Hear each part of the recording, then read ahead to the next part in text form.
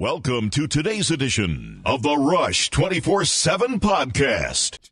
For the next 3 hours on America's #1 radio show, Rush is away at a family funeral today, and we send him and the family all our sympathies. It's all starting round about now, I think. So Rush isn't going to be paying any attention to the news today, and that's as it should be, because no matter how long-lived a beloved family member is, it's always a shock. These are the people who were part of your earliest memories, your first Christmases and your first birthdays. So Rush is just one of the family today, and he doesn't care about Lisa Murkowski or Paul Manafort or any of that stuff, but he's going to be back on top of it all Monday with a week of authentic, full-strength, all-American excellence in broadcasting. I'm here in New York with Mr. Snerdley behind the glass. He's the last time I was here, Mr. Snerdley was distracted by Hurricane Irma, and now we have Hurricane Maria, which is just total Puerto Rico, and I think is the last time I was here talking about my poor old fellow subjects of Her Majesty and the Turks and Caicos, because I love Grand Turk, and it was being clobbered by Hurricane Irma then, and it's just about to be clobbered by Hurricane Maria around about now. So we might do a bit. I like the hurricane coverage thing. So we might do. I enjoyed doing the hurricane coverage last time. So we might do a bit of storm tracking today. It's like, well, I might visit the islands. I'd be happy to do. I'd be happy to. One thing I think actually is quite cool, Mr. Snerdley, is these guys. You see them on the financial channels, the pundits on the financial channels. And you think they're coming from, New York or Chicago or somewhere. Half of them are actually coming from their tax exiles. They're coming from Bermuda and the Cayman Islands. So I think it would be quite cool to actually do the show live from Grand Turk. I might do that next. Instead, I'm here in New York with Mr. Snerdley. And it's General Assembly Week, which is UN General Assembly Week, which is the worst week to be in. I hate being in New York City. It's so embarrassing. You can't get your usual hotel suite, so you're in some dump with all the Z-list dictators. You can't have. It's terrible with women. You meet some chick in a bar and you say, "Hey, do you want to?" You can't say, "Hey, do you want to come back to my suite at the Plaza?" Or my suite at the Carlisle, because, I've got the room next to Kim Jong-un, and he's like in the piano bar now doing his Little Mermaid medley. And instead you're like, you're in the Econo Lodge around the back of the freight yards with some Sudanese food taster who's in the 23rd car in the motorcade. It's embarrassing. I was hoping I switched on the President Erdogan from Turkey. Who doesn't like him?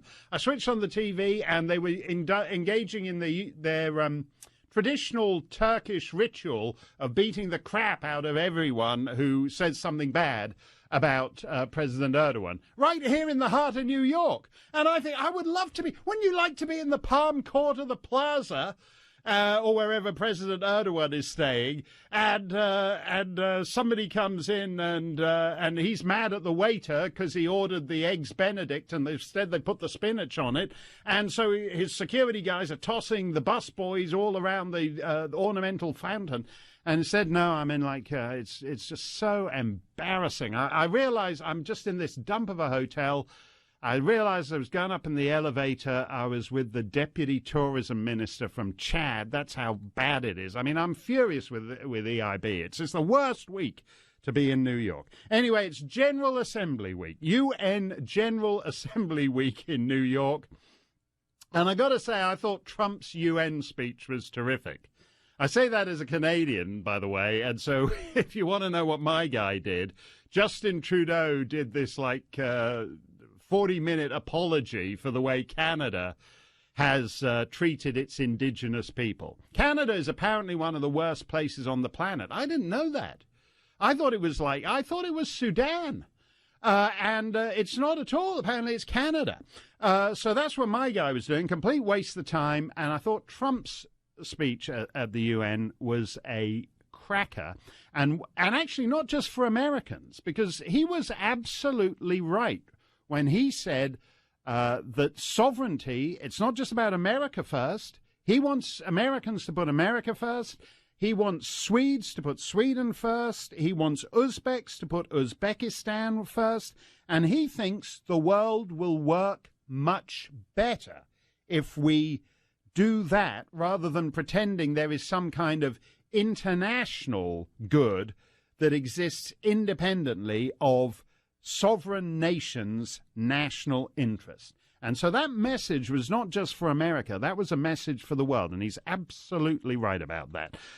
So we will take that up, and we will take up all the other big issues in the hours ahead. But it is the end of the week, and you know what that 1-800-282-2882 is the number to call. And we would love to hear from any of the guys in town from the UN General Assembly. But you know how this works. Like Monday to Thursday, the show is under the control of a ruthless dictator, the Kim Jong-un of radio hosts. He will brook no dissent. He will treat his callers as badly as Kim Jong-un treats his uncles if you get out of line. But on Fridays, the whole thing goes to pieces, and we are like Mitch McConnell trying to whip his caucus into line. The whole place goes to pieces, and you can get away with anything. You can get away with just wandering off into any topics you want to talk about. I mentioned this story, a big story today about anal examinations in Tunisia. I was planning to devote the first 2 hours to it, but if you want to talk about something else instead, you just go for it. 1-800-282-2882.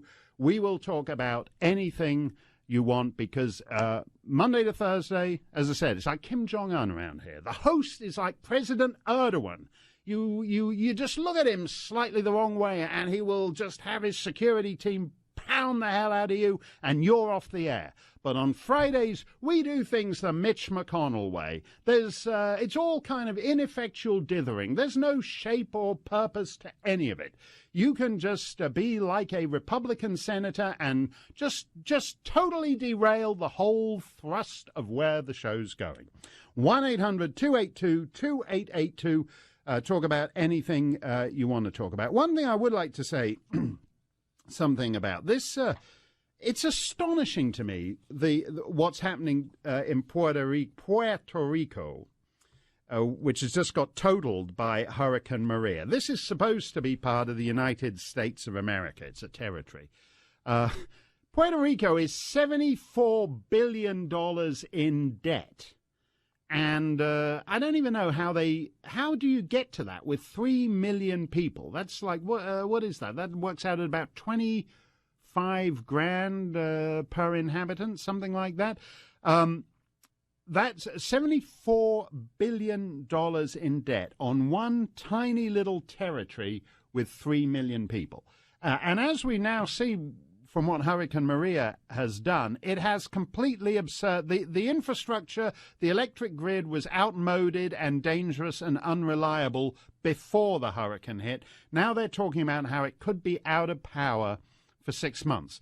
And incidentally, you think that, whatever it was, I said, $25,000 per person, per capita debt in Puerto Rico, that's actually a lot less than the United States as a whole.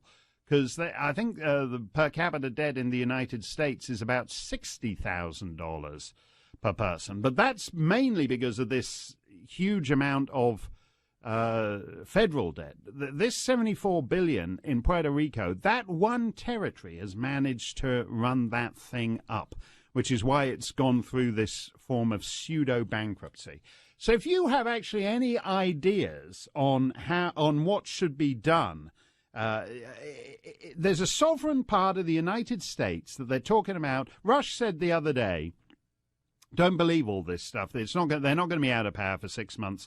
They're going to get this thing up and going in a much quicker time than that. And he might be right. But if you've got any ideas about what could be done to right Puerto Rico in a permanent way, I'd be interested to hear from them.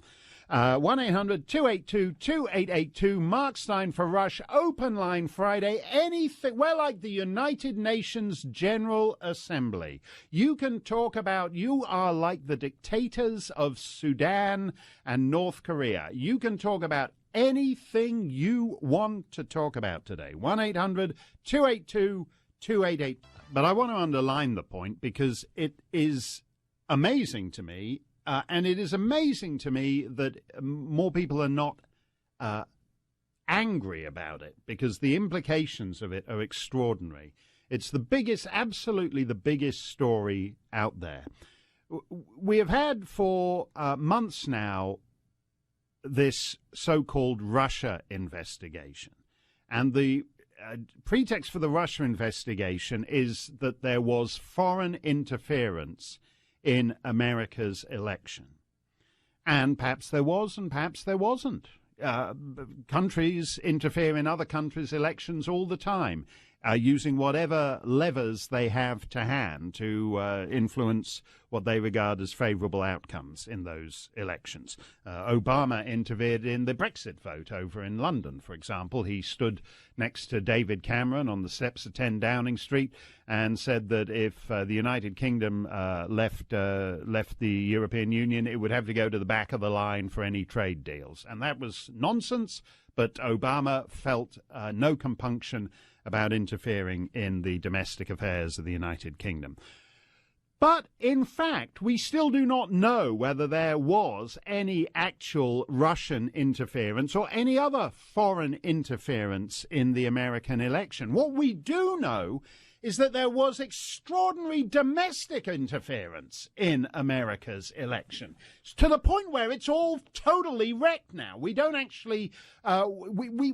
We were in the extraordinary situation where the National Policing Agency, the FBI, and the Department of Justice was monkeying around in both campaigns for almost the entirety of the presidential election. On the one hand, it was soft-peddling the Hillary thing, and on the other, it was using the surveillance powers of the state to get the goods on its political opposition. Now, let's just break that down. I was making jokes about the UN dictators who are all over town now, and they seem very nice chaps when you run into them around New York City, because they're all dressed up with their bespoke tailoring. They've generally left the machetes back in whatever third world hellhole they come from, and they're trying to behave like civilized people.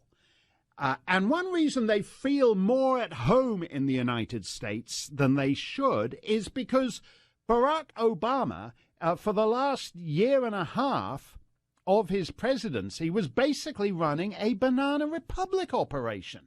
We have the ruling party using the permanent bureaucracy to get the goods on its political opposition. That's all that the Russia investigation is. There are no Russians in the Russia investigation. And you take any aspect of it that caught their fancy. For a start, the FBI eavesdropping on Paul Manafort since 2014, right?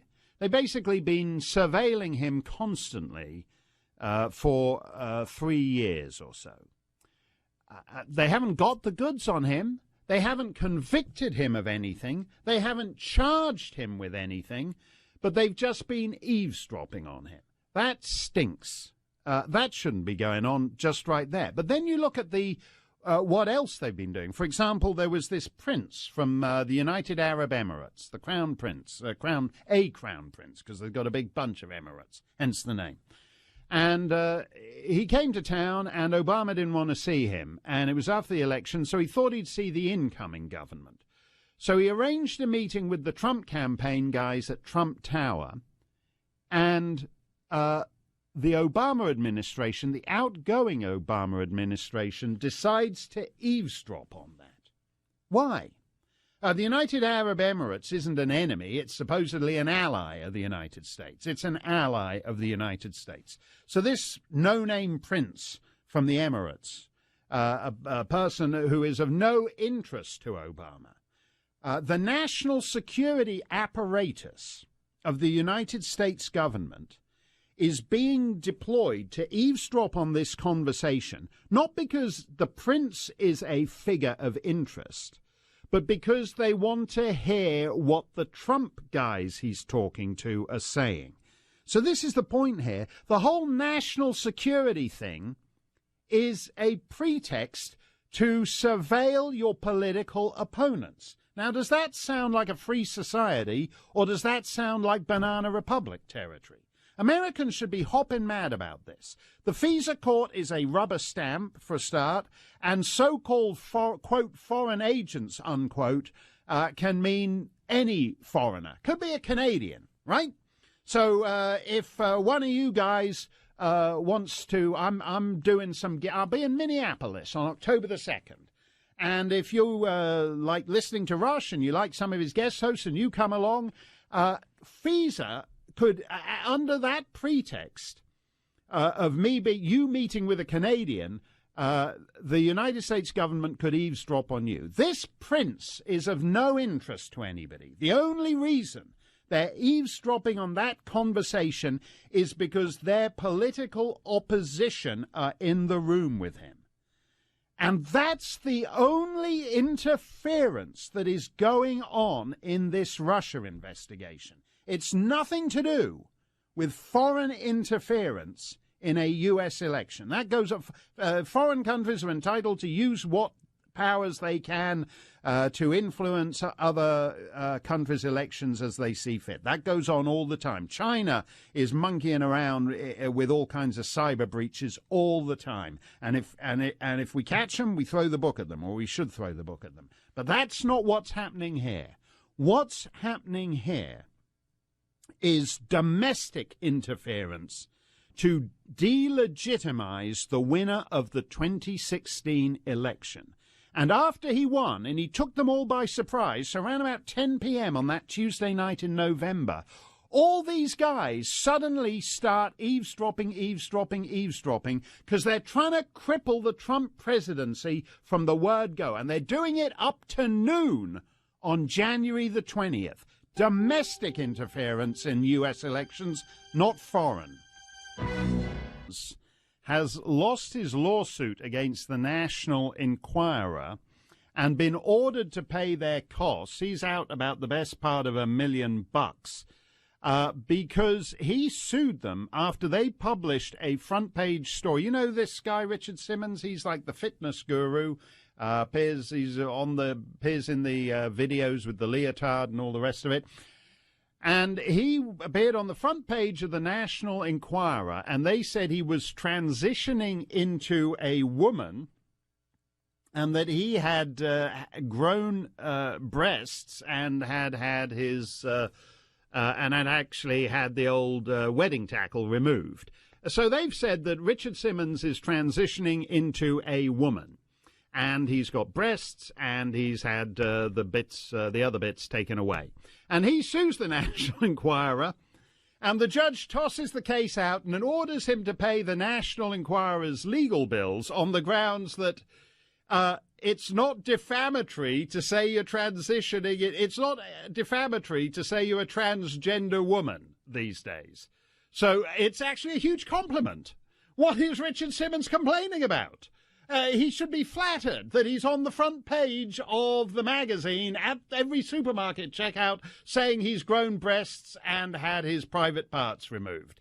And so the judge says, how can that possibly be defamatory? It's actually a huge compliment. Who wouldn't want to be transitioning into a woman? So just so we know where we stand now, this is legal precedent. It'll be upheld by Anthony Kennedy at the Supreme Court any day. Anthony Kennedy, don't you think he seems, do you think he's growing breasts? He seems like he's transitioning into a woman to me. Don't you think so? I don't mean it. Of course I'm not disparaging him. It's a huge compliment. Wouldn't you like to have Antonia Kennedy as the deciding vote on the Supreme Court? Wouldn't it be a great thing for America to have the first transition Supreme Court justice up there deciding everything instead of this white male? Who wouldn't want to transition?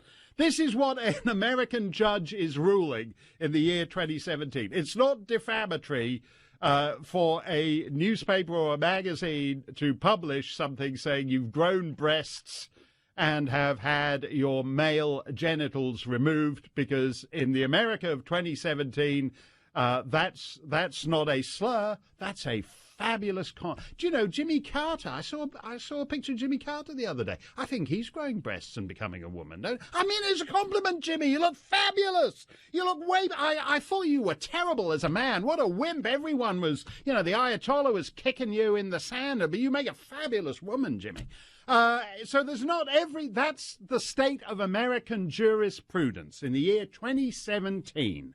It's a compliment for newspapers to publish fake stories about you saying you've grown breasts.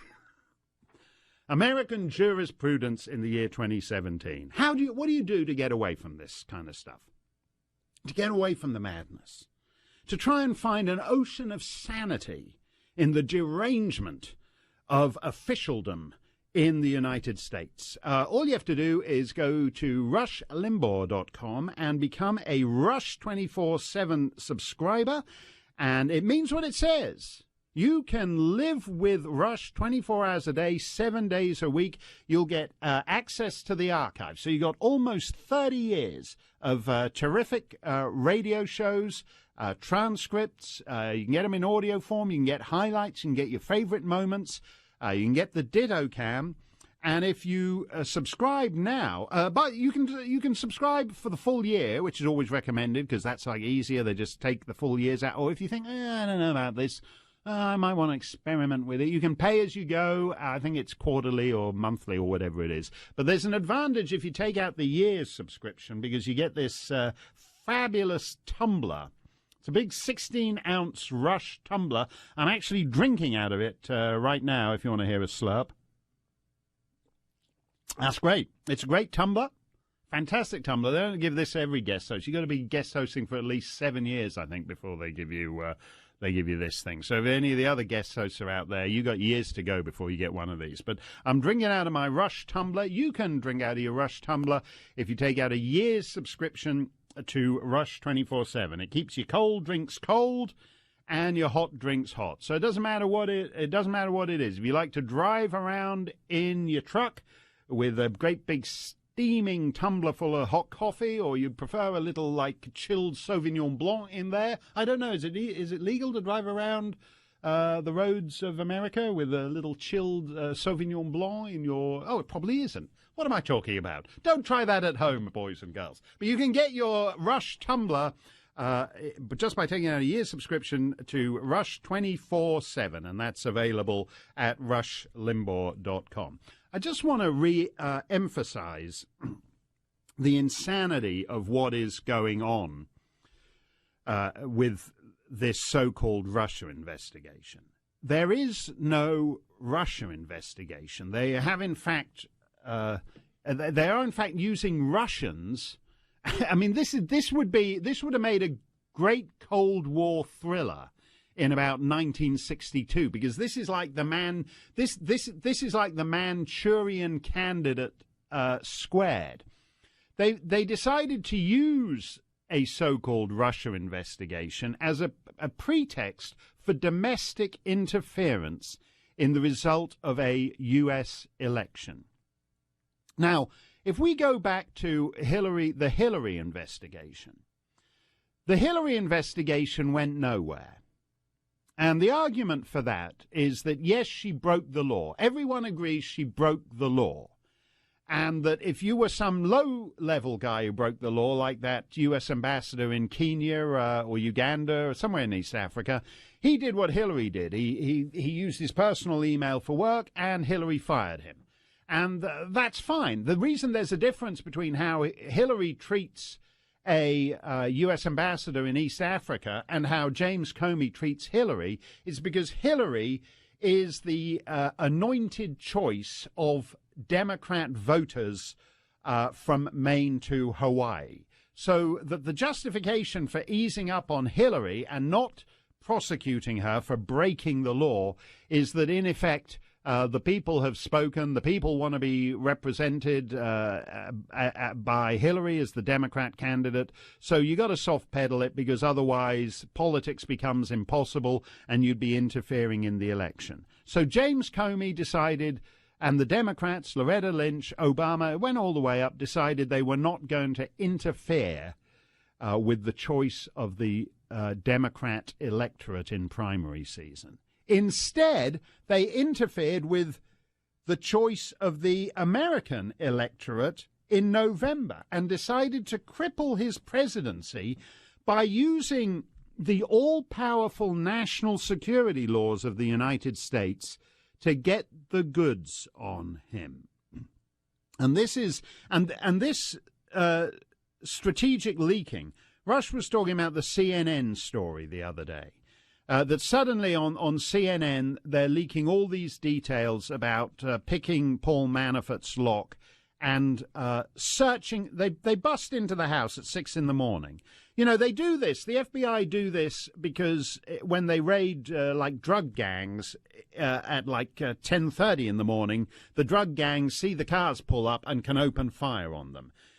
They do so they decide to treat Paul Manafort and his wife basically like the scummiest of scummy criminals. And they go there, they pick his lock at 6 a.m, they bust in on Mr. and Mrs. Manafort as they're in bed, and they insist on searching Mrs. Manafort in her nightie, in her negligee, in her silk pajamas or whatever she's wearing, in case she's got an AK-47 hidden in there and she's going to open up on them. And people think this is cute. People think this is cute. It isn't. It isn't.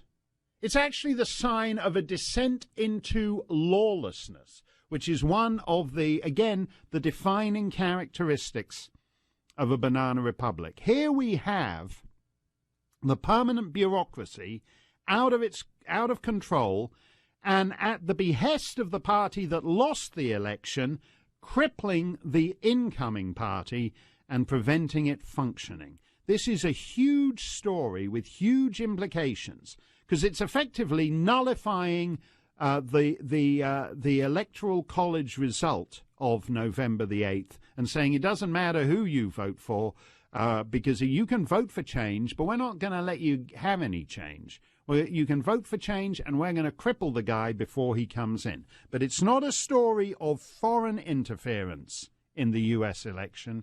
It's a story of domestic interference in the U.S. election. And the reason it was leaked on CNN is the same reason that the Lois Lerner stuff was disclosed. They're doing a limited, modified hangout of the story to neutralize its political impact. And you know that worked for them with Lois Lerner. We have a corrupt revenue agency in this country. And the people who were responsible for politicizing tax collection, for politicizing the collection of taxes, the people who were responsible for that have never paid any price for it. And the intention here is that the people who cooked up this phony Russia investigation are not going to pay the price for it either. Mark Steyn for Rush. We'll take your calls. Speech, Florida. Post, Irma, West Palm Beach. Great to have you with us, Ryan. Thank you for having me. Yeah, it's great to be on. I want you to follow me down the rabbit hole here a little bit. I'll try to keep this nice and tight here. But okay. So North Korea is a country that kind of has, very little economic output, barely able to sustain its own citizens, let alone a multi-billion-dollar ICBM program. Right. We find out that Ukraine is providing missile technology to these folks.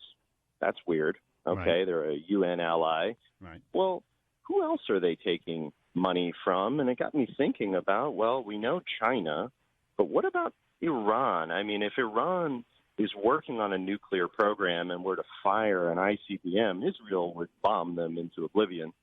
So maybe our North Korean enemies are potentially even helping out our other enemies, and that's something that I worry about. Wanted to know your thoughts. Yeah, I think you're right there, Ryan. I'll tell you why. I mean, it goes back in a certain sense to what George W. Bush said when he named North Korea as part of the axis of evil in the year 2001. These guys are all in contact with each other. You mentioned the Ukrainian and Iranian connections with North Korea. Just to get one thing out of the way, when you North Korea's entire budget, more or less, is spent on its military. So, in fact, it's easy to develop weapons programs when you're willing to starve everybody and you just spend the budget on the military. So it's not necessarily for that reason. Like rogue members of the nuclear club are all in contact with each other. Yeah, so you mentioned Ukraine and Iran. It's also true that Pakistan, for example, Pakistani nuclear scientists have been in contact with the North Korean guys, as they were in contact with the Iranian guys. And it's done at a sort of semi-official level too, because these people, what these regimes have in common is they understand that this is the great equalizer. That if Gaddafi hadn't given up his nuclear program after the fall of Saddam Hussein, he'd still be in power there instead of dying like a dog in the street. That it makes you untouchable. And they don't really care about a lot of this stuff, except that they would like to be untouchable. And I think your idea is actually quite useful here, that you've got in Iran, Pakistan, Ukraine, you've got a more educated and scientific population than you have in North Korea. So you lend scientists to North Korea, and in exchange you get to test stuff there that would otherwise be a little too much in the scrutiny of the world if they were to start testing it in Tehran or whatever. So I think that point is actually quite well taken, Ryan. That's actually not too far down the rabbit hole. You're just like sticking your little bunny snout in there with your bobtail poking up above the ground still. So it's not actually that deep in the rabbit hole. It's actually making a lot of sense, and there is a lot of circumstantial evidence to support it, Ryan. Thank you for your thoughts. Always a pleasure. No, thank you, Ryan. And I would say that this is just... You know, they have just in the last few days, they've lobbed two things over Japanese territory, in Japanese airspace, as it were. And the Japanese are supposed to be relaxed about this because it hasn't actually come down on Japan, that it went through Japanese airspace and then into the ocean. Would you want to bet on that? Sooner or later, one of these things is going to actually come down on land, and there's going to be somebody underneath it when it comes down. And somehow, it's fascinating to listen to all these lefties who've been moaning about how bellicose Trump was at the United Nations. And that maybe it's that way if you're in Midtown Manhattan. What's the big deal about North Korea going nuclear? What's the big deal? You're in Japan. It's a highly developed society. It's a member of the G7. It's one of the world's biggest economies. And you've got some nut lobbing these things through your airspace on a regular basis. And you're meant to put up with that. Why? This doesn't go anywhere good, because that's what you're being asked to put up with now. What's the next thing you're going to be asked to put up with? It accidentally comes down on an outlying island, but there was nobody. There was just like a few sheep there, so no people were killed. So what are you making such a fuss about? This story isn't going anywhere good. A world in which basket case states are nuclear, and sophisticated global economies can't defend themselves against that. That means the basket cases will inherit the earth. Mark Steyn for Rush, lots more still to come. Anal examinations. This is what they do in Tunisia. Point to bear in mind if you're thinking of just flying into Tunis for a pleasant 2-week beach vacation. Mehdi Ben Garbia, the Minister for Human Rights, has said that starting at some unspecified date in the future, the anal examinations are going to be voluntary. Which sounds good, but of course, if you do volunteer for it, they might take that as a bit of a giveaway. so just a point to bear in mind when you land at Tunis International Airport. Oh, would you? Well, you're welcome to Tunisia. Would you like to have an anal examination? Oh, well, I like nothing better at the end of a long flight. What could be better. So Mehdi Ben Garcia, not Mehdi Bend Over, as I called him earlier, the Minister for Human Rights, is cleaning up Tunisia. You can go there safely now if you volunteer. He's focusing on what really matters, and spare a thought for him and for Rush and his family at a difficult time. They're all at a family funeral today, but Rush will be back on Monday. In the meantime, this is Mark Steyn holding down the fort. I'm honoured to be here. As Rush mentioned the other day, 27 million people listen to this radio show. 27 million, which is an incredible number. I came in on this show the first time I was asked to guest host. I think Mr. Snerdley gave me a call, however many years it is now, I think 11 years ago. And I was actually, the date he asked me to guest host was like a day after I came back from Australia. And I was down in Australia with the Prime Minister, the great John Howard, and he asked me to come to an education summit or something he was hosting the following day. And I said, I can't, I got to fly back. I'm hosting the Rush Limbaugh show. And he said, oh, yeah, I hear that's a pretty big show over there. And I said, yeah, it is. It's got like 25 million listeners. And John Howard goes, Struth. He goes, Rush has got more listeners than we have Australians, which is actually kind of incredible. And it's gone up even more, 27 million. 27 million. And I say this as a Canadian. I think Canada's population is about 33, 34 million now. So why don't we see if we can get more Rush listeners than there are Canadians? And that way, you know the way these governors of states always say, well, if my state was a country, it would be the 12th biggest economy in the world. Why don't we see if we can't get the Rush Limbaugh show audience a permanent seat on the United Nations Security Council? Because I think once we get them up there in numbers, I think that would be great. And actually it would be great for the world, too. Speaking of the UN, Kim Jong-un has responded to the attack on him by President Trump, and he called, Trump is calling him Rocket Man. One of the few conversations I've had with the president was about the tenants at Trump Tower. And I believe Elton John has a flat, an apartment at Trump Tower, as does Andrew Lloyd Webber. And that is why on campaign rallies, the funny thing about Trump is that at his campaign rallies, he always played unusual music. He had the theme from the Phantom of the Opera.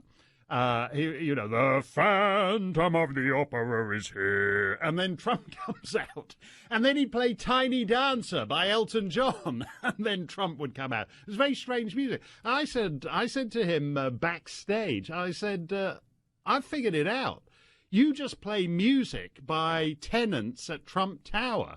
And he gave a little smile. He didn't quite confirm it, but he gave a little smile. And I think he's now extended that to the insults he uses for world leaders. So he's calling Kim Jong-un Rocket Man because if Elton John's royalties go up a bit, then he's not going to be late with the rent like he's been for the last 4 months or so. So that's good. He's calling Kim Jong-un Rocket Man.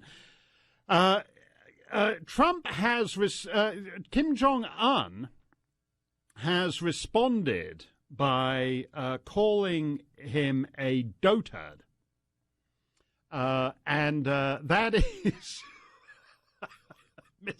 Mr. Snerdley's looking completely baffled. You're looking. It means someone who's flown the coop mentally, dotard, and Yeah, no, I know. The CNN had a panel discussion called What is a Dotard?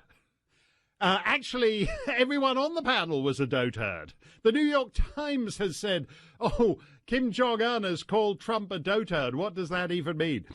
It's actually in Shakespeare. It looks like dotard, but some people pronounce it dotard. It's one of those things. It's like some people don't say venison, they say venison, or they don't say alarm, they say alarum. And there's some people who say dotard and some people who say dotard. And in fact, Susan Wood asked me, she tweeted about how she's sick. People are saying dotard, you know, in the same way that we used to have pecan pie, and then Martha Stewart came along and said pecan pie. So you say potato, you say dotard. That's like Martha Stewart cooking for dotards.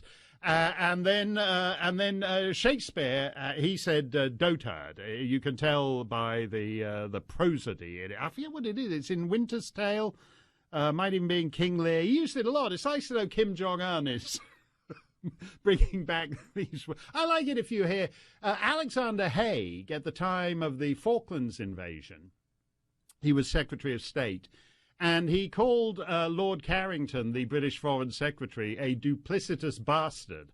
And that wasn't very diplomatic, but I liked it because you didn't hear duplicitous very much. And so I thought it was... And I always, funnily enough, he's such a nice chap, Lord Carrington, and whenever I run into him, I always think of him as a duplicitous bastard, since Alexander Haig called him one. And it's the same with dotard, or dotard. High on the hill was a lonely dotard. You remember that in Sound of Music? It was, what was that? Dotard, a big dotard. I can't remember. Anyway, it's all in the Sound of Music and in Shakespeare. And Kim Jong-un, this is fantastic.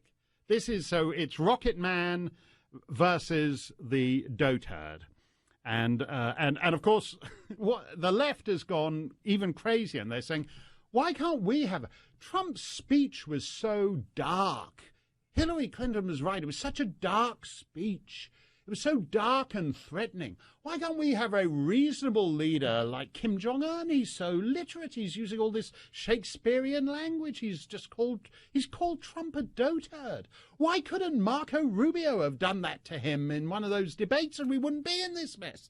So dotard, if you're Martha Stewart, is our word of the day. That's the secret word.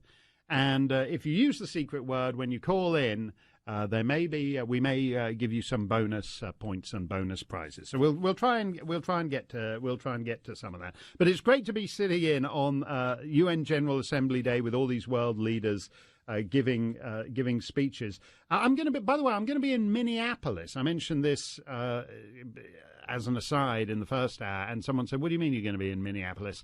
I'm going to be at the Guthrie Theatre a week on Monday, October 2nd. For the Center of the American Experiment. And these guys, it's like some of the same guys at the Powerline website that Rush quotes from time to time on the show. They're great guys, and they run the Center of the American Experiment. And I'll be there at the Guthrie Theatre in Minneapolis, Monday, October 2nd. And if you're thinking, well, I don't want to...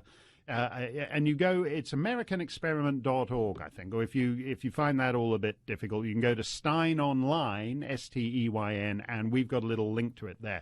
But if you're thinking, I don't know, Steyn, listening to him, it could be, I don't know whether I want to do that, whether I want to go to the Guthrie Theatre. There was a bonus last time. You know, these things that you can have your photograph taken afterwards. The person running the photography line bunked off and went to the men's room or whatever it was for 40 minutes. So Michelle Bachmann, the great Congress woman from Minnesota and my favorite presidential candidate of whatever year that was, Michelle Bachmann was actually taking the photographs and running the photography line. So that's how cool it is. The main act is lousy, but the person who takes the photographs afterwards is great. And you're going to, if Michelle shows up this time, might not be Michelle Bachmann. It might be, I don't know, Louis Gohmert or somebody. It might be Chuck Schumer. You don't know. We just have a lot of these senators and representatives like to moonlight by doing a little bit of event photography in Minneapolis. But it was Michelle Bachmann last time, so if you fancy having your photograph taken with me, you can take or leave that, but it'll be taken by Michelle Bachmann. That happened last time. But I'm going to be in Minnesota there. It is the end of the week. A whipped dog. He's a whipped dog out there in the dotard corner of the dog pen. You can call up and have your say on that or any other subject you want. As I said, I think the big thing is, which is now obvious, is that senior members of the Obama administration interfered in the U.S. election. You didn't need Putin to interfere with elections from the Kremlin because the Oval Office was interfering in the election. And you have Samantha Power basically demanding the unmasking of a U.S. person at a rate of 1 per day, all the way up to the transfer of power on January 20th. Now, Samantha Power isn't James Bond. Samantha Power is not an intelligence operative. And what is disturbing about this story is that, in effect, the immense powers of the bloated and excessively large intelligence community, and you may be wondering why they missed, well, for example, we were talking about nukes in the last hour. They missed Pakistan going nuclear. They missed the collapse of the Soviet Union. They miss all the big stuff. They miss Saddam Hussein's invasion of Kuwait. They miss all the big stuff. And you occasionally wonder why about that. Well, we've learned in the last few weeks that they're being used. The Obama administration used the pretext of national security to wiretap its political opponents. That's the story. That's the only story. You don't need guest appearances by Vladimir Putin.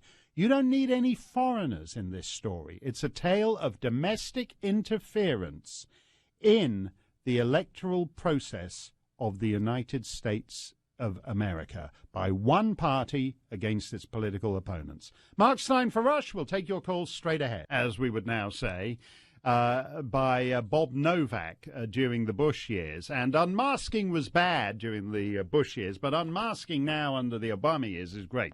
So anyway, Valerie Plame, former undercover CIA, she wasn't really, again, she's another one who thinks she's James Bond. She's just some bureaucrat. But she's now in trouble for allegedly retweeting this anti-Semitic article, multiple tweets alleging a Jewish conspiracy is behind America's wars. The piece is called America's Jews Are Driving America's Wars. And she was tweeting, there's a lot of interesting stuff in there, very interesting stuff in there. At one point, the guy says, when Bill Kristol from the Weekly Standard appears on TV, you should have, it should be rat poison warning, do not ingest when these guys. So eventually she backed down. But it's interesting to me that Valerie Plame, they made a movie. She was blonde, she was good looking. They photographed her for Vanity Fair. They made her this great heroine, this pinup, and then she accidentally gave away on Twitter what she thought. Let's go to Greg in Glasgow, Kentucky. Greg, you are live on America's #1 radio show. Great to have you with us. Hi, Mark. Thank you. And great to speak with you. And my condolences to Rush and his family. No, it's a tough thing. It doesn't matter how old your beloved relative is. They're part of your earliest memories, and it's a tough thing. What's on your mind today, Greg? Well, I'm going to ask you a question, and this is a subject that's near and dear to Rush's heart, and it's about the NFL. And he, I believe, even just yesterday spoke about the concussion issue with the NFL. Right. And my question to you is, I wonder if the game of rugby might have an answer for that, just not wearing any helmets, and what your thoughts would be toward that. Well, I played rugby for years, and you're right, we don't wear a helmet, and I'm nuts, so I don't know how that works. How that works out. Now, Mr. Snerdley is holding up cue cards explaining that NFL stands for National Football League. I think that's right. And this is like all over, you should know, Greg, all over America, there are people who hate it when Rush talks about football. And they're now going, oh, my God, it's even worse now. The guest hosts are talking about football. And they're foreign guest hosts, so they don't even know anything about American football. But I will tell you this, Greg. I played second row rugby for years. And if you don't know, second row, you're in the scrum. So you basically got your head between the one guy's right buttock and one guy's left buttock for years of your life. And they're bony guy buttocks. They're not like these pert Tunisian gay buttocks where they've all been doing the bubble butt exercise. They're bony guy buttocks shearing off your brain in the scrum playing rugby without a helmet. I love playing rugby. The last time I played, I'd love to play one really great rugby match before I die. The last time it nearly did kill me. But when I watched the Fijians playing rugby, when I watched the All Blacks down in New Zealand, that's nothing to do with being black. That's just cultural appropriation. New Zealand calls their rugby team the All Blacks because they're all white or they're all Maori. I don't know what they are. Anyway, they're not black, but they have got great butts. And the South Africans, the Springboks. I love rugby, and I think there is something to that, Greg. And what were you saying, Mr. Snerdley? There, the Springbok. Yeah, Mr. Snerdley can't figure this out. Why the white guys are calling themselves the All Blacks? It's not like a minstrel show. It's not way down on the levee in old Alabama. It's not like that. I can't. I've got distracted now. I want to make a point, Greg. You're right. I think, for a start, I will say this, and Rush will never use me again. So this is my last appearance. I don't think sports. You should be wearing protective clothing. So I think you should just do it. Like, we didn't have the shoulder pads in rugby either. We just wore these little rugby shirts, and that, basically, and we got the studded boots. And there's, it's a painful business when you're at the bottom of a scrum, and the hooker, as they call him, is and now Mr. Snerdley's looking baffled again. It's not just they got white guys pretending to be black, but they book a hooker too. What kind of sport is this? It sounds like the last sales convention I went to in Vegas. I think you're right, that I think the minute you have the protective clothing, people are not responding as they do to human beings. And also, I like to see the faces. The hockey players. I love hockey. I don't like hockey with helmets, and I much preferred it in the old days when you could see the faces of Monsieur Béliveau and all the other great players at the Montreal Canadiens. So I don't like protective clothing in sports, and I think it does make it more dangerous. And become a subscriber to the Limbaugh letter. The Limbaugh letter, he had a caller on a couple of days ago who was raving about the Limbaugh letter and was actually showing it to friends and showing the big interviews and good stuff in it. And that guy was right, that the Limbaugh letter is a terrific read. And the centerpiece of it is always Rush talking to some interesting person. He's interviewing in the October issue Matthew Hennessy from the Wall Street Journal, who's the author of Right Here, Right Now, How Generation X Can Save the World from Crybabies, Cupcakes, Driverless Cars, and the Dystopian American Future Being Cooked Up in Silicon Valley. Is that like the world's longest subtitle for a book? I don't know. I'm amazed once you've typed that out that there's any room left for the interview. But Rush is going to interview Matthew Hennessy in the October issue of the Limbaugh letter. And if you subscribe today, you get a 13th issue free. So there are 13 months in the year. Only when you subscribe to the Limbaugh letter. You'll also get Rush's bonus report, 15 Ways to Beat Liberal Lies. You can get it in digital or print. It's whatever tickles your fancy. All you got to do is go to rushlimbaugh.com. You'll see the button there, and you can subscribe to the Limbaugh letter. Sometimes small things are big things. And you'll know this. Because Rush often gets into trouble for a joke, an aside, a passing fancy, a parenthetic subordinate clause that some little plonking twerp at Media Matters picks up, and then everybody else goes bananas over it, and the whole thing goes on for weeks. Mel Brooks, the veteran Hollywood director, has said that today's stupidly politically correct sensibilities will lead to the death of comedy.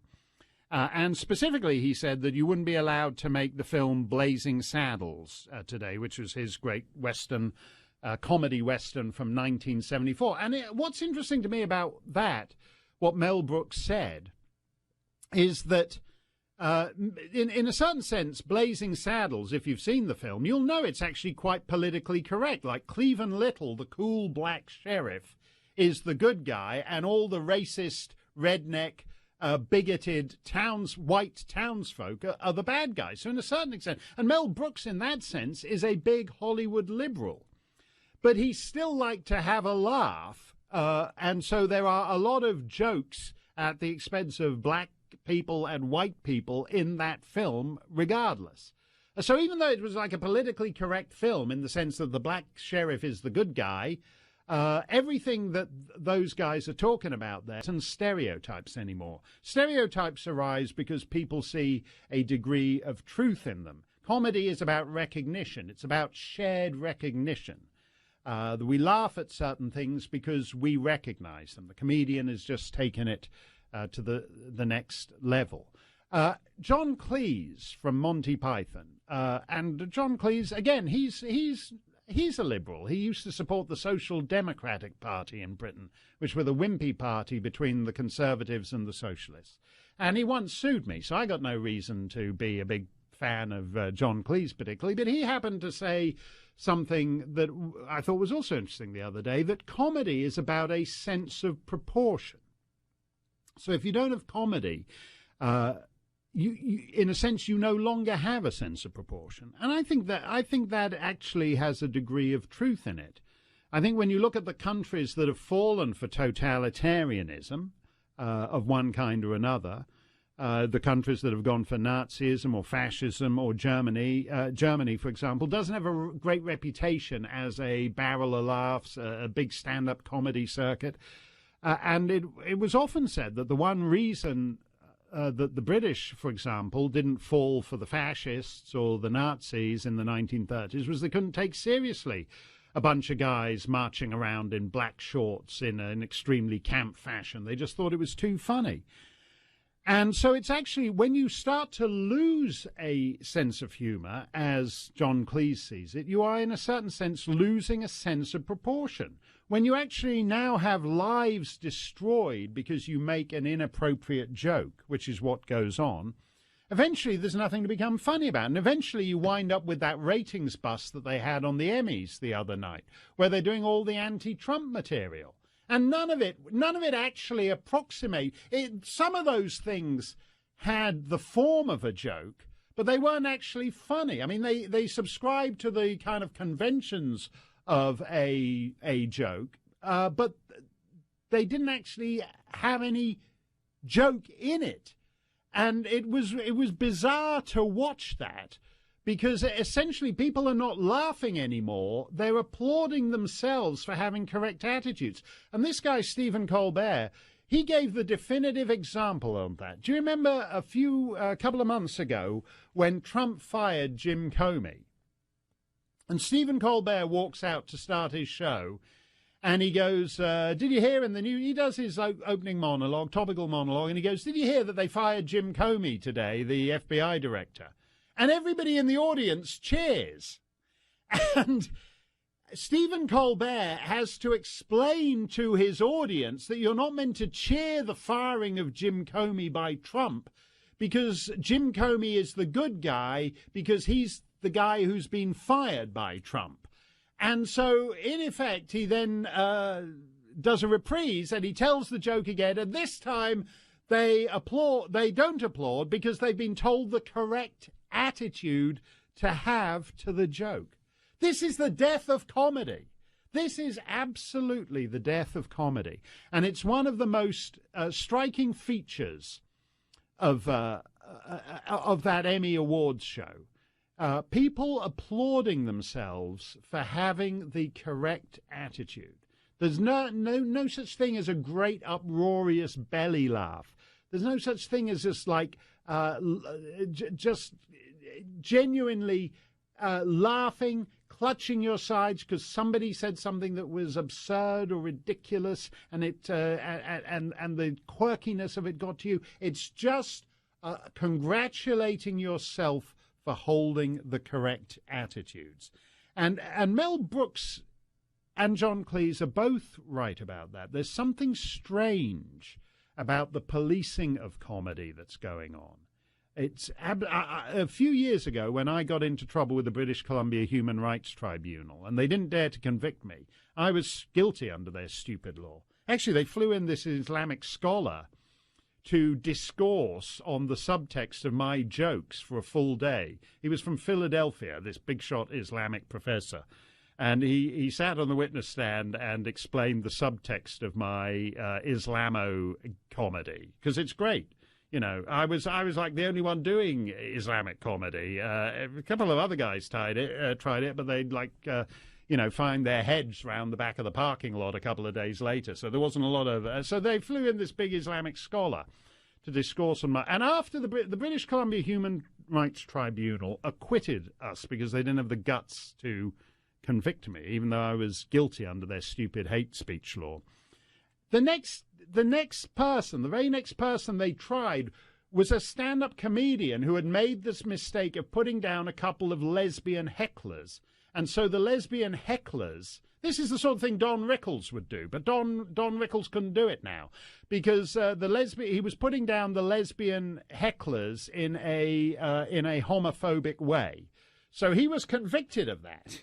And I said, well, thank God for the First Amendment, because you're not going to get that nuttiness in America. No, what you have instead is a left policing itself. So they don't actually dare to make any jokes. Now, you can't make jokes about Caitlyn Jenner. You can't make jokes about the Tunisian anal examination inspector. People would think that was, in the end, only uptight, straight, white Republican men can be made jokes about. And that's why, even when you've got comedy gold like Trump is a pretty funny guy. I was talking about him last hour. I think it's pretty funny when a guy plays the theme from Phantom of the Opera before he does a campaign appearance. I think that's actually pretty funny. I think Trump's language is funny.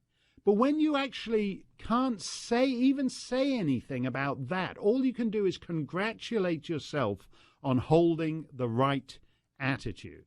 When I went to see Trump in Burlington, Vermont, there was a guy handing out free tickets to Trump Improv Night at the Burlington Comedy Club.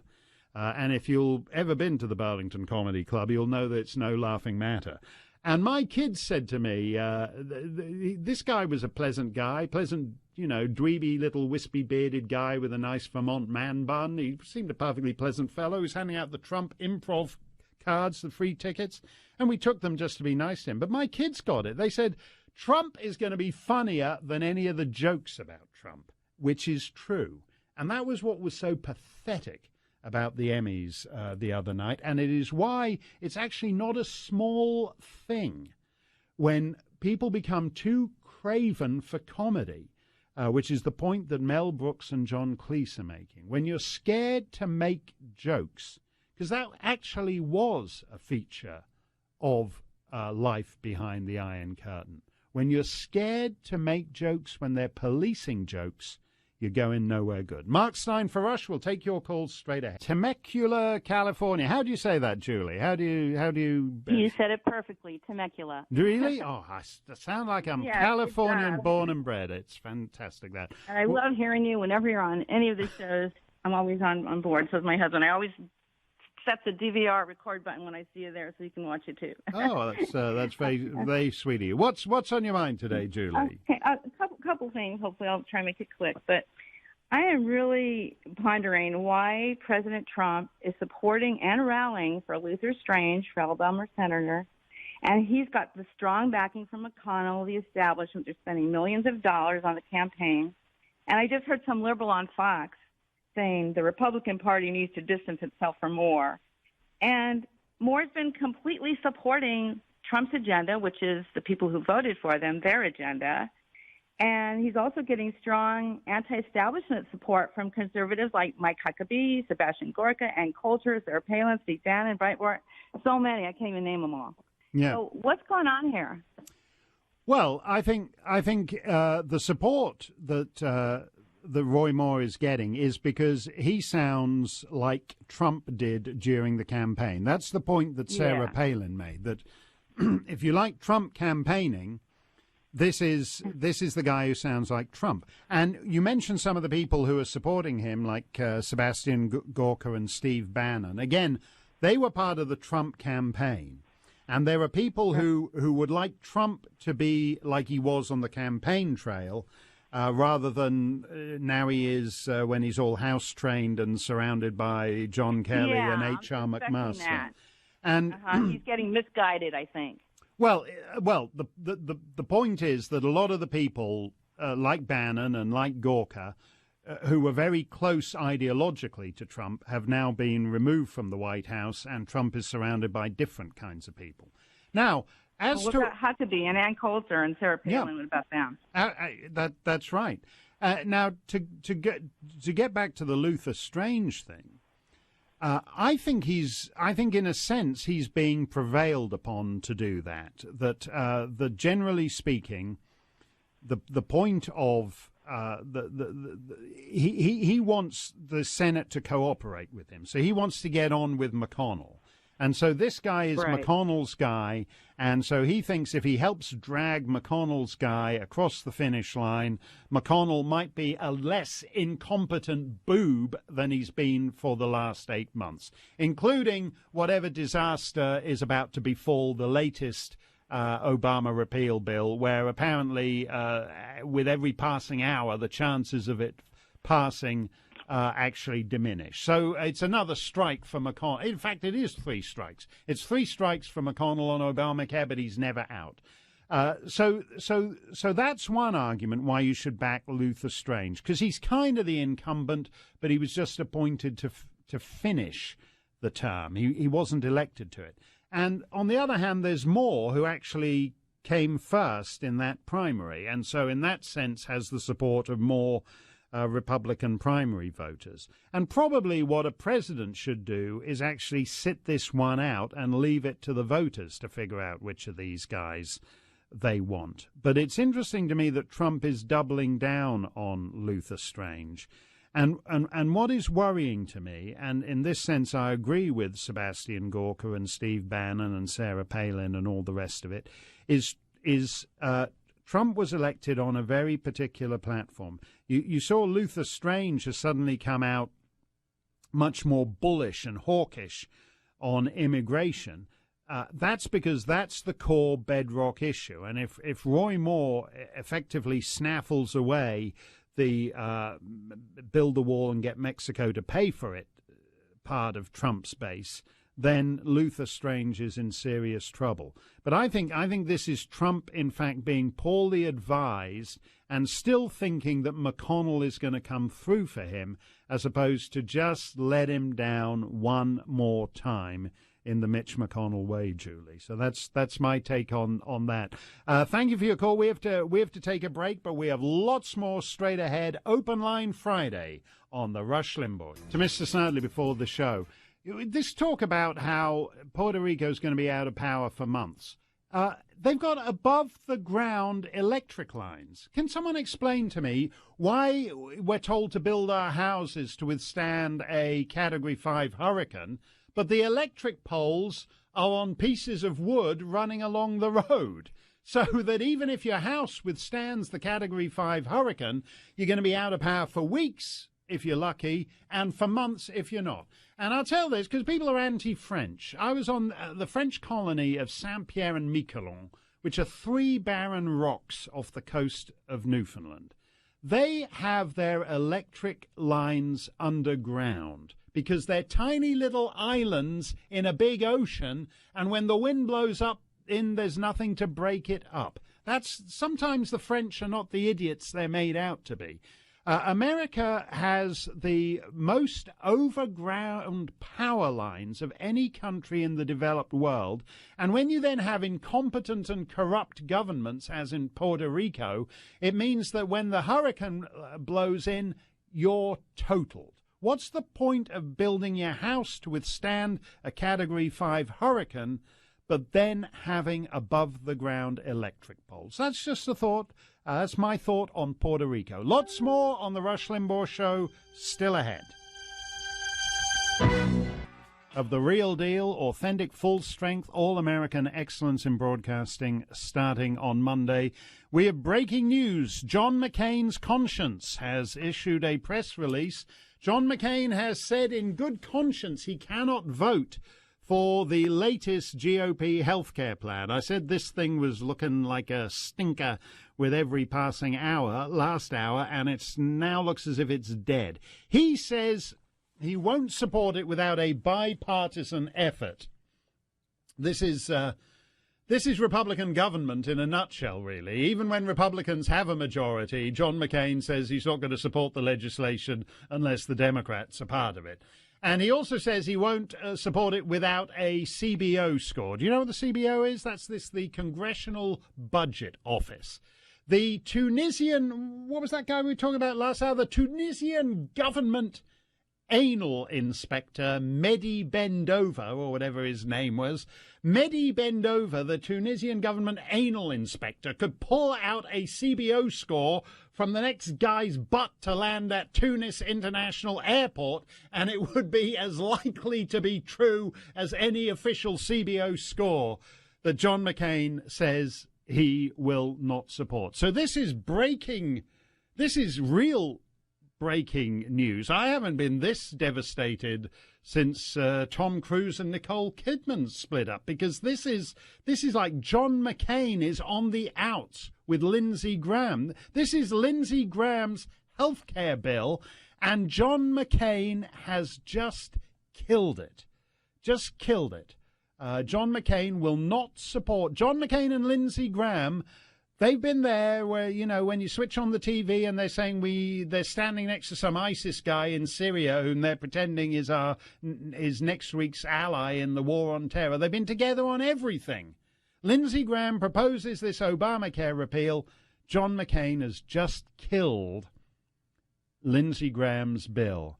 And they used to be such good friends. Through Lindsey Graham's healthcare bill, he says he cannot, in good conscience, support it unless it's scored by the CBO. You know, pull whatever number you want out of the Tunisian guy's butt, and it'll make just as good sense. This is all. Do you know this guy, Senator Cassidy? He was the one. He's now being attacked by Jimmy Kimmel, who is the great last word on American healthcare. Because he said that he designed a bill that had to pass the Jimmy Kimmel test. It had to pass the Jimmy Kimmel test, the Jimmy Kimmel test, the Jimmy Kimmel test. And this is a classic lesson for Republicans when you try to pander, when you try to meet people halfway, when you try to meet them more than halfway. Cindy Sheehan, who the New York Times said had absolute moral authority when it came to anything to do with the Iraq war. In fairness to Cindy Sheehan, she was just somebody living at 27B Elm Street, and nobody knew who she was until the New York Times decided she had full moral authority to pronounce on the Iraq war. That's one thing, you know, just somebody living over there in some residential cul-de-sac on the far side of town, whoop, absolute moral authority. Senator Cassidy made a Hollywood celebrity the absolute moral authority on American health care. A Hollywood liberal celebrity, the absolute moral authority on American health care. How was that ever likely to work out for Senator Cassidy and Senator Graham and the Republican Party? And now John McCain has said it's over. I cannot in good conscience vote for the Graham-Cassidy proposal. And Susan Collins in Maine has said that she's leaning against it. She's leaning against it. If you're Hurricane Maria sweeping up the East Coast between Bermuda and the mid-Atlantic states, and you run up into something as you head north, that is Susan Collins leaning against it off the Maine coast out into the Atlantic. That is how far she is leaning against it. So there we go. That's Mitch McConnell. That's 3 healthcare bills that he struck out on. This guy is incredible. This is fantastic. As you know, he wrote this book, The Long Game, which is an incredible book. You really want to get this book. Once you've put it down, it's impossible to pick it up again. It's a fantastic book. Did I get that the right way around? Anyway, this brilliant Mitch McConnell book, The Long Game. The Long Game. On page 737 of his book, The Long Game, Mitch McConnell tells you how many failed Obamacare repeal bills he's going to put through the U.S. Senate before we get to the one that works. I think he's still got another 28 or 29 of them to go. But John McCain has just driven a stake through that bill. That's John McCain doing his thing. He's great. He's great maverick. He's the great maverick guy. He's Mr. Maverick. And when you see him in Return to Saddle-Sore Canyon, I love it. It's like when you watch High Noon, and he's walking down the dusty Main Street, the old gunslinger, and he sees the bad guy up ahead, and he always just manages. He's the quickest draw in the West. Nobody is quicker than John McCain at just pulling his six-shooters out from his side and blowing holes in the heads of his allies all around him. He's brilliant at that, John McCain. Never mind, we shall try to get beyond the John McCain. John McCain is now, I can't get over that. John McCain has just shot up Lindsey Graham. They were best. Lindsey Graham was there for him on everything for years and years and years, and now it's over. And they're on the outs together. Never return to Saddle-Sore Canyon again. It's Lindsey Graham is on the trail of the Lonesome Pine from now on. Anyway, it is the end of the week, and you know what that means. Suing because he's on the front page of the magazine saying he's transitioning to a woman, and that he's had breast hormone surgery to grow breasts, and so he sues, and the judge tosses the case on the grounds that there's nothing defamatory about being told you're transitioning into a woman. On the other hand, it's a great compliment. You should be pleased. You should be pleased. And this will, if he's now said he's going to appeal, and as I said, if it gets to the Supreme Court, you can bet Judge Anthony Kennedy, who is the most important guy of all 320 million Americans, he decides everything that matters in the country. You can bet that Judge Anthony Kennedy will say, yeah, you need to lighten up, man. It's a great thing to be told you're transitioning into a woman. I'm doing it myself. I'd like to be Antonia Kennedy. When I look at some of the lady justices on the Supreme Court, mentioning no names, you can't tell me they weren't guys 20 years ago. That's how Antonia Kennedy is going to rule on that. A Swedish music festival announced that it was going to go man-free, that it was dangerous to have men at the music festival. And I was in Sweden this time last year, Sweden in summer, and I actually spoke to some girls at a music festival, 2 music festivals in Sweden, because there were problems with men. There were problems with refugee men, men of a certain persuasion who were sexually assaulting all these girls. But you can't say that. You can't say it's the refugee guys who have wrecked these music festivals. So they've had to ban all men. And so they're now having this woman-only music festival and saying that men can't go to the music festivals until they've, quote, learned to behave. And now the woman who instituted this policy is being attacked because it's transphobic, because it discriminates. It exempts. Just see if you can follow this, because this is how strange the world is now. She didn't want to be transphobic, so she said that only cisgendered men, that's men who are born male, but that are banned from the festival, but that trans men, that is women, that's like Chaz Bono. That's like women who think they would rather live as men. So that's like Chaz Bono. So she didn't want to be transphobic, so she only banned the cisgendered men. That's the people who are born male. And she exempted the trans men from the ban on men. And the trans men have now objected on the grounds that it's grossly transphobic to say they're less male than the male rapists. Right? That's the world we live in now. Chaz Bono, the last time I checked, did not have male genitalia. So Chaz Bono has great difficulty raping any Swedish girls at a Swedish musical festival. But even if you don't have a penis, it's outrageously transphobic to suggest you can't rape as effectively as cisgendered men. That is the head-exploding rationale that is driving this. And what do all these things have in common? We are heading to an unmanned world. As I always say, it's all about diminishing men, diminishing manhood, diminishing manliness, and actually affecting a massive transfer, literally in the case of all this transgenderizing, a massive transfer from the male sector over to the female sector. But now, at any rate, Swedish trans men are threatening to sue because they resent being told that they're not as violent, misogynistic, and rapey as cisgendered men. That's the world we live in. Mark Steyn for Rush. We'll take your calls straight ahead.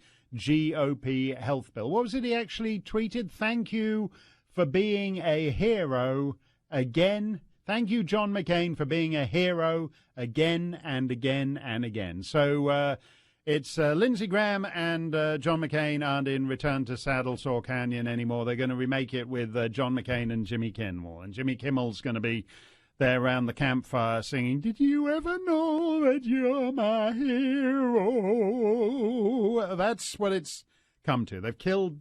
John McCain.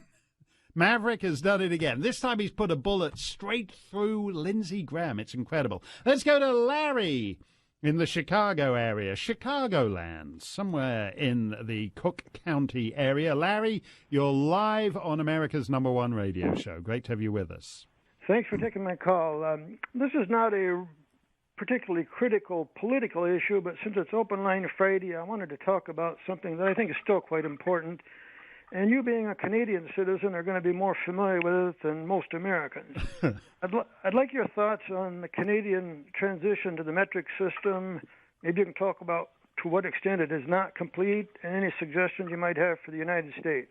Well, it is totally complete, and Pierre Trudeau did it within 10 minutes. And it's one of those things that, Canadians often define themselves because they share the continent with the United States. So what matters is what differentiates you from the United States. America's a republic. Canada's a monarchy. America doesn't have socialized health care. Canada does have socialized. Oh, wait a minute. That one doesn't apply anymore. And the metric system is part of that too. And Pierre Trudeau introduced it in about 10 minutes.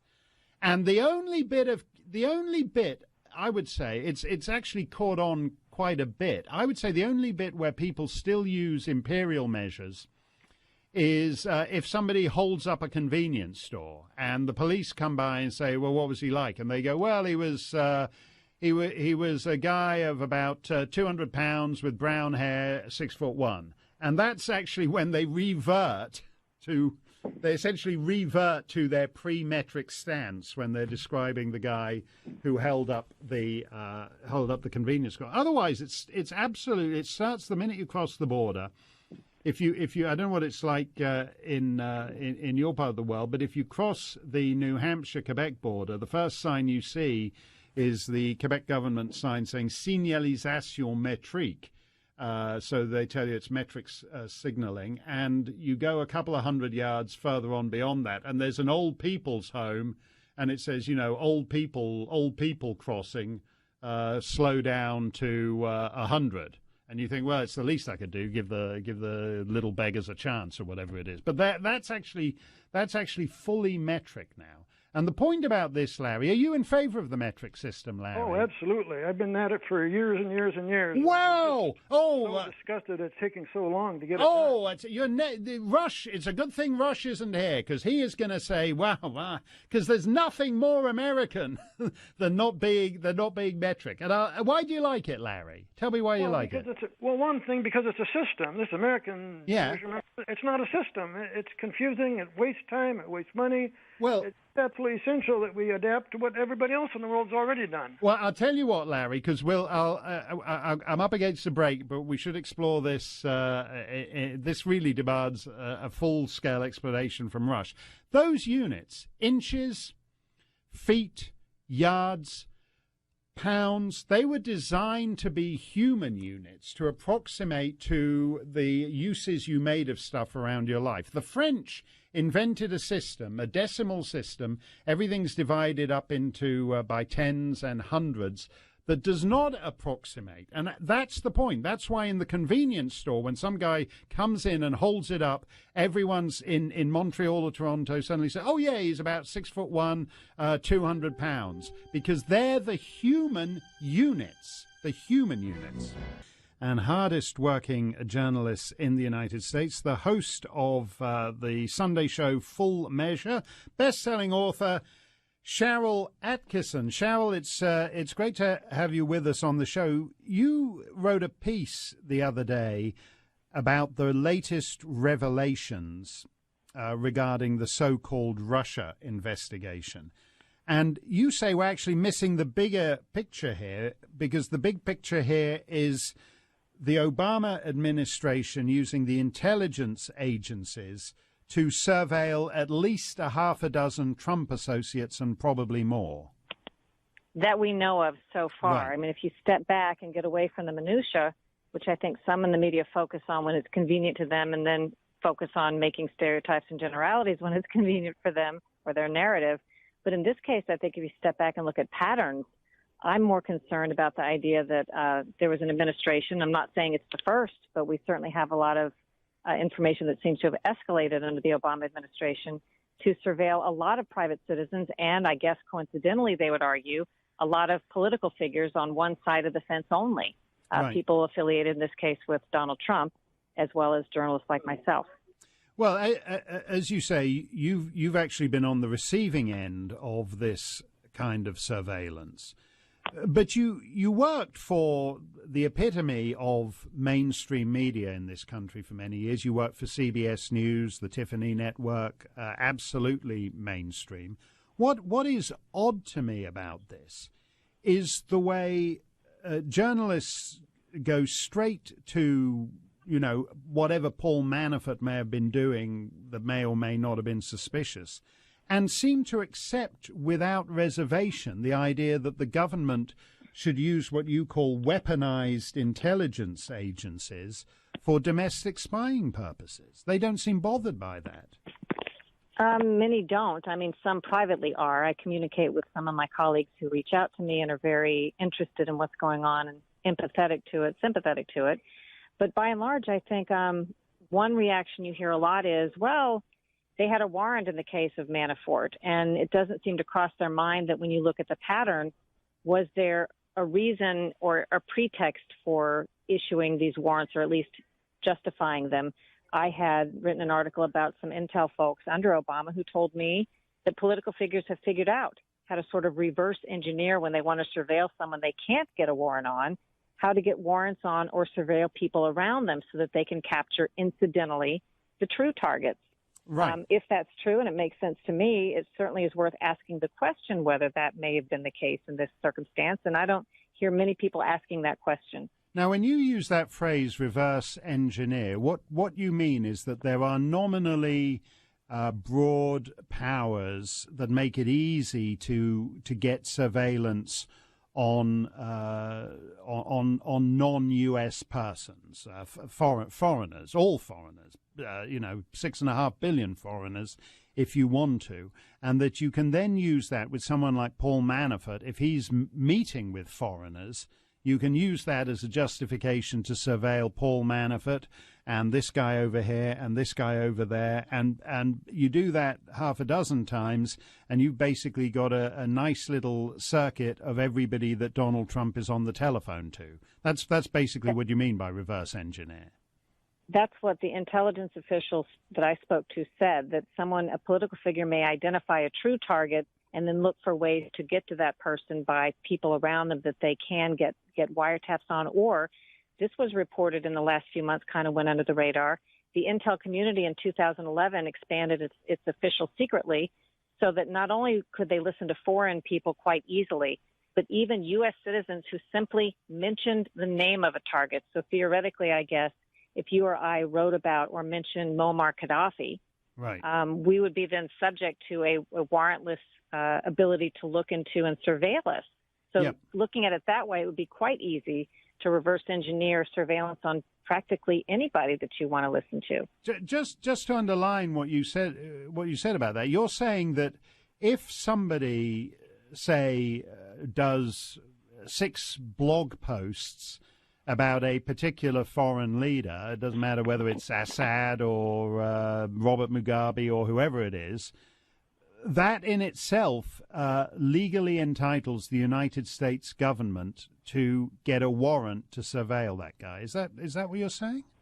I'm not sure they even need a warrant, and I don't know how this was used in practice. I can only tell you that there are documents coming from the secretive court that use the phrase a single discrete communication, a single mention of a target's name by a U.S. citizen could subject them to the kind of surveillance we're talking about. So that's absolutely that basically means anyone who mentions a foreigner could, in theory, be surveilled legally by the United States government.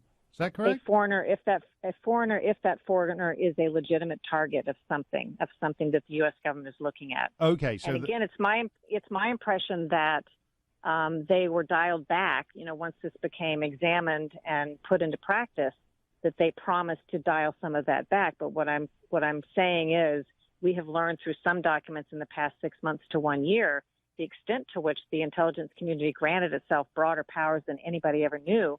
Right. And we also know, as I mentioned in the article, that the intelligence community was criticized by the secret FISA court last fall, it was, I believe, in some documents that were made public, for having not followed its own rules to protect identities and the rules that were set up so that abuses wouldn't happen. Right. So when people simply trust that and some of my sources are in the intelligence community, they have great people and honest people in there. But the idea that all of them are following all of their own rules, so therefore, if there was a warrant, there was justification and there's no reason to worry about it, I think people, again, are missing the big point. Well, you said you had no doubt that other administrations had done things in the past, but this is, for a start, 70 years ago, they didn't have agencies like this. We live in a country now that has proliferating octopus limbs of intelligence agencies, some of whom don't even know what the other ones are doing. That's new. And secondly, we live in an age of great technological advance, so it's not a question of having to rappel down the wall of the apartment house and actually install a physical wire. So we have things where it's much more technologically easy, and we have intelligence agencies with huge unlimited budgets. My sense of what's happening is that the Obama administration was using the cover of national security to eavesdrop on a lot of people who were essentially nothing to do with national security, but they regarded as domestic opponents. Is that fair? And I think it is a fair question to ask, and I think this was happening if you look at reports in other countries, and not to give the Obama administration a pass by any stretch. But I think there's just a general march in our intelligence communities toward this sort of behavior by some, regardless of who's in charge, and they stay there from administration to administration. So I think if you look at the patterns, it continues to get worse no matter who's in charge. You say in your column, nobody wants our intel agencies to be used like the Stasi in East Germany, and everybody knows if you were in those Warsaw Pact countries after the wall came down, people had been terrified of internal surveillance, the idea that your next door neighbor is snooping on you, or even your children are snooping on you. Do your mainstream media colleagues, like your old pals at CBS, have they told you they think that's overheated, the Stasi comparison, or do they think at heart, is it actually justified by what's going on? Well, and if you don't mind, I'll make this my last comment because I'm working on our program for Sunday and have to run. Right. But, and I appreciate you having me on, I have heard from a few people only since I wrote that column in a supportive sense, colleagues in journalism who think this is a really important thing to talk about. So certainly not all of them think this is overblown or something that's exaggerated in any sense. Okay, well, you keep on that, Sharyl. We'll go off and do the Sunday show now. That's Full Measure, by the way. You can see that on some of your Sinclair television stations this Sunday with Sharyl Attkisson. But she's actually still trying to get the truth about what the Obama administration did to her when they hacked into her computer. And that is actually a chilling line from Sharyl's column. Nobody wants our intel agencies to be used like the Stasi in East Germany. It's not an overheated comparison. This is not a story of foreign interference in the United States electoral process. It is the story of domestic interference by the ruling party against its political opponents. It's deeply disturbing, and Sharyl's phrase that they essentially reverse engineered it. Someone high up in the Obama administration, and you got to bet it goes to the top, decided they wanted, when Trump, an unconventional candidate, started running, and they knew nothing about him. It wasn't like Jeb Bush, wasn't like Rubio, wasn't like any of those guys. And to get the goods on him, they selected people around him who had dealings with foreigners, and that gave them the pretext to reverse engineer it, as Sharyl put it, and thereby, it's basically the Hillary email explanation. Hillary said she didn't need to keep her emails because the people who she sent them to had kept their copies of them. Likewise, the government didn't need to tap Trump's phone because they were tapping all the people that he was calling. That's how they reverse engineered it. And everyone likes what she's doing there, and they're saying now, I don't really know. I don't want to be Secretary of State. I don't quite get the Nikki Haley thing. I mean, she seems a perfectly pleasant person, but she was responsible for that insane moment when we had the State of the Union. Remember Obama's last State of the Union? Obama spends his last State of the Union attacking Trump, and then you have always this Republican response, which is usually Dullsville, Snoozeville, big snore. Unless Marco Rubio has to have a glass of water, and then it's the most exciting thing. Then it's like Avatar. They think, wow, did they just CGI that plastic bottle of water in? Wow, that's incredible. Except the only time it hasn't been a total snoozeroo was whatever it was last year, when Obama spends the State of the Union attacking Trump, and then the official Republican response to the State of the Union by Nikki Haley just attacks Trump. And she got appointed to his cabinet on that basis. And now they're talking about, I don't think Nikki Haley is quite on board with the Trump view of the world. And if you take some advice from me, Mr. President, I know you don't have Sebastian Gorka, Steve Bannon, those guys. I'd be a little wary about making Nikki Haley Secretary of State. I just want to say one thing before we wrap it up today, because Rush has been at a family funeral. And I saw Rush at a funeral, and he gave the eulogy for Kit Carson, who worked on this show for decades. And it was a very moving performance, and he did it very touchingly and very tenderly. And I said to Rush, have you ever given, it was wonderful that you must do a lot of these. And he said, no, he never did. This was the first funeral eulogy he'd ever done. And actually that was because Kit, no doubt, turned down most of them. Kit was responsible for saying no to people who wanted Rush to do things. And so Rush is at this family funeral today. I don't know whether Rush is speaking at it, but if he does, you can bet that he will be talking about the person they are there to remember. If you want to see what an absolutely insane funeral eulogy looks like, look at Maxine Waters' eulogy for Dick Gregory. And if you're wondering who Dick Gregory is, don't bother. Maxine couldn't care less. He's just some guy lying in the wooden box at the front of the church, while Maxine Waters is raving about impeach 45, impeach 45. We're going to clean out the White House. Now, People drive around with these, when you're in a car accident and they open up your wallet and you've got a little organ donor card that says, in the event of a car accident, I want to donate my organs to people. I'm going to have a card that says, In the event that I am fatally injured in a car crash, I do not want Maxine Waters giving my eulogy. No one in the church will even know your name. All she did at Dick Gregory's funeral is talk about Trump. That's great. That's great. Maybe when Trump kicks the bucket, she'll actually deliver at his funeral the eulogy she should have delivered for Dick Gregory. I don't get this, but I can tell you something. There's something deeply dehumanizing and insane about a world that is so political that your so-called friend is dead and in the ground, and you cannot say anything at his eulogy except impeach 45, impeach 45, impeach. They did it to Senator, what was his name, Paul Whitehouse in Minnesota. Paul Wellstone in Minnesota, 2002, and they turned that in just to a shout fest. The ability to know how to hold a funeral is about as basic to human dignity as you can get. And Maxine Waters, as I said, whatever Rush is saying or not saying at this funeral today, he won't be doing that ridiculous impeach 45.